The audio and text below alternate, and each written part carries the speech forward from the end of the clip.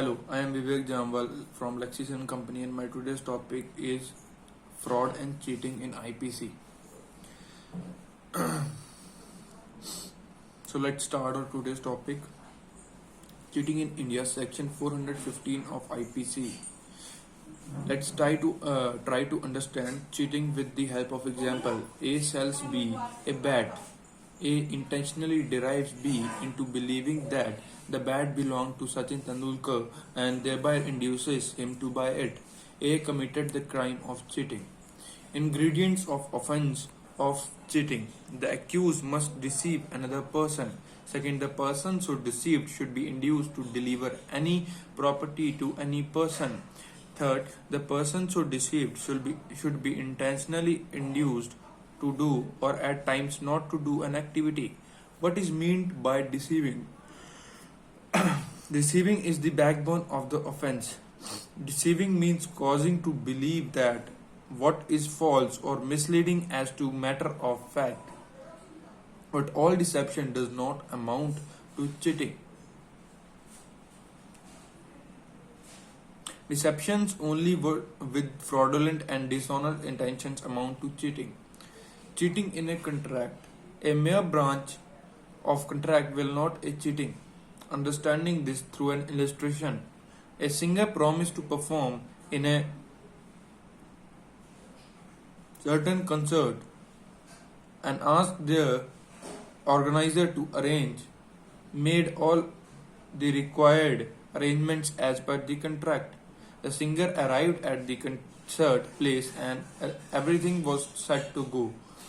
At that meantime, singer backed out from singing owing to his personal reasons. The organizer filed a case for cheating against the singer. There is a very thin line difference between cheating and a breach of contract. For any sort of cheating, there has to exist a deceiving content right from the beginning of the contract.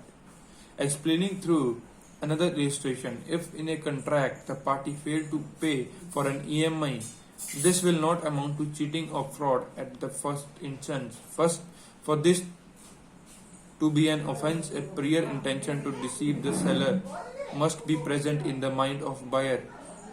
Where a person fraudulently or dishonestly induces a person to deliver any property.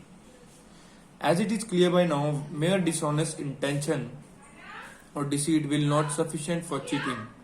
Meeting of these two in order to induce the other person to deliver their property and making them do something which they would not have done otherwise is cheating.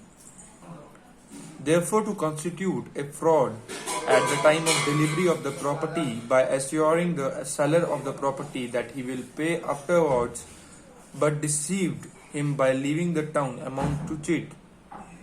Breach of promise and cheating. How many times must a boy have heard this from his friend? You are a cheater. But does breaking up social promises amount to cheating? By social promises we mean social engagement.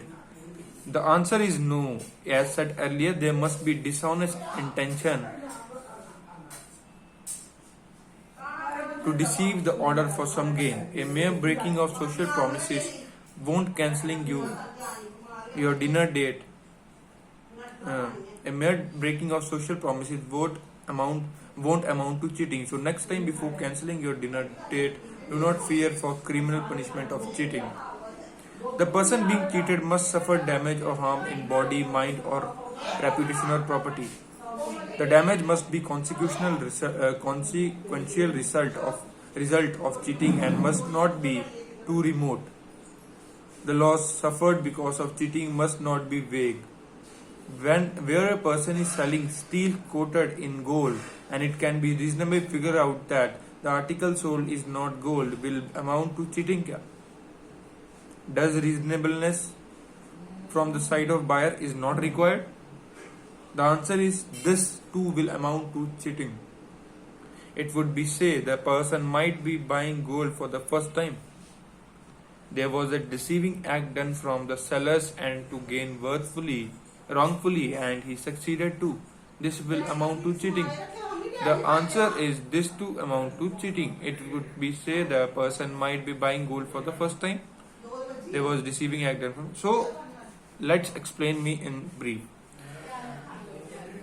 For example, if a person is doing something wrong, for example, a gold, but the he painted some golden paint on an iron and selling it to a person, and person buys that, bought that, and will it be an act of cheating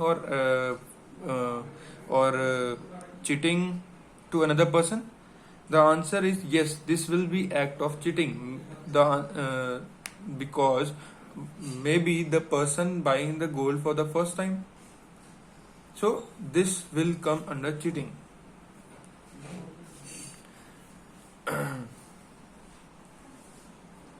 Punishments for cheating.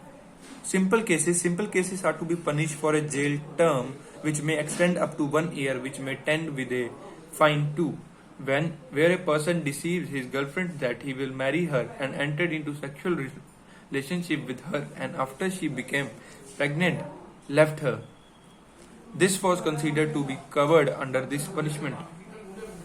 Mild cases. The section mostly applies to cases of cheating by guardian, trustee, solicitor, agents, manager of Hindu family, etc. The punishment under this section is jail term which may extend for up to 3 years along with fine.